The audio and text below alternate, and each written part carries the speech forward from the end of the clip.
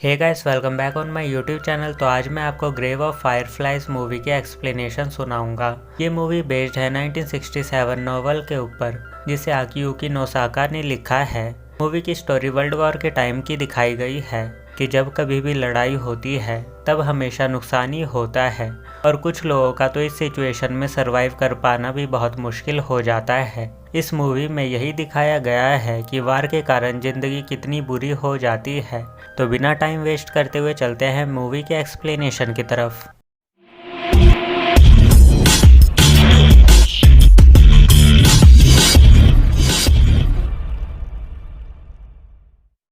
Movie start होती है 12 सितंबर 1945 में, जब वर्ल्ड वॉर पूरी तरह से ख़त्म हो चुका था।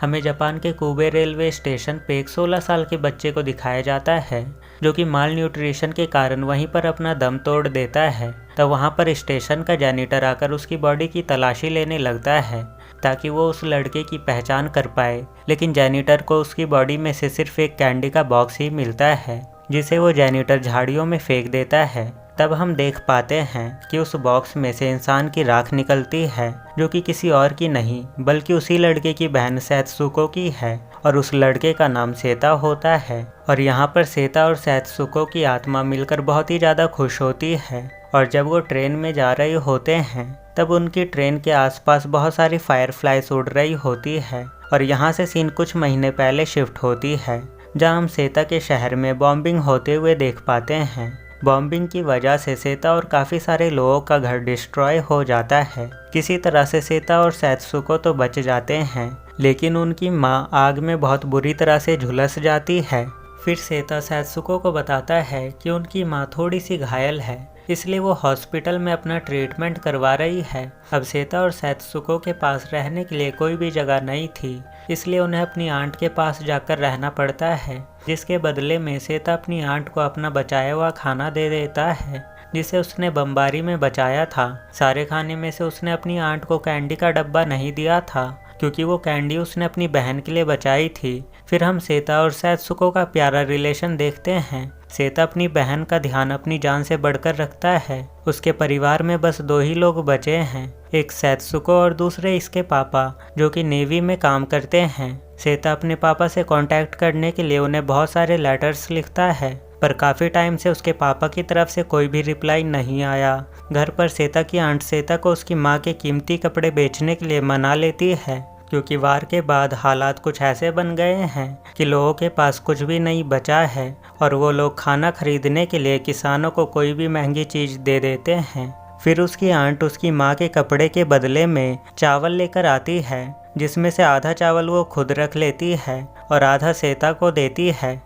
अब ऐसे ही कुछ दिन गुजर जाते हैं और उनकी आंट के बिहेवियर में उनके लिए बदलाव आने लगता है, और उनकी आंट हमेशा उन पर गुस्सा करती रहती है और उन दोनों को खुद के ऊपर बोझ बताती है, जिस वजह से सेता अपनी माँ के अकाउंट से कुछ पैसे निकाल कर खाना बनाने के लिए कुछ सामान लेकर आता है। ये देखकर उसकी आंट उस पर और भी ज़्यादा गुस्सा करती है। फिर सेता डिसाइड करता है कि अब वो और उसकी बहन यहाँ पर नहीं रुकेंगे, क्योंकि उनकी आंट उनके साथ बहुत ही गलत तरह से पेश आती है। अब सेता सेत्सुको को लेकर एक अबेंडेंट शेल्टर में रहने जाता है। जब रात को शेल्टर में अंधेरा हो जाता है तो सेता बाहर से बहुत सारे जुगनू को पकड़कर शेल्टर में लेकर आता है, जिसे देखकर सेत्सुको बहुत ही ज़्यादा खुश हो जाती है। लेकिन सुबह वो सारे जुगनू मर जाते हैं, जिसे देखकर सेत्सुको बहुत ही उदास हो जाती है और उन्हें खड्डा करके दफना देती है। तब सेत्सुको सेता से पूछती है कि आखिर क्यों ये सारे जुगनू और हमारी माँ मारी गई। ये सुनकर सेता रोने लगता है, क्योंकि सेता ने अपनी बहन को अपनी माँ के मरने के बारे में कुछ भी नहीं बताया था। असल में उनकी आंट ने सेत्सुको को उनकी माँ के मरने के बारे में बताया था। कुछ दिन के बाद सेता के पास खाने के लिए कुछ भी नहीं बचता। वो वहाँ के लोगों से मदद मांगता है, पर सभी के पास बहुत ही थोड़ा और लिमिटेड फूड होता है, इसलिए कोई भी उसकी मदद नहीं करता, जिसके कारण अब सेता के पास चोरी करने के अलावा कोई भी रास्ता नहीं बचता। उसे मजबूरन ये करना पड़ता है।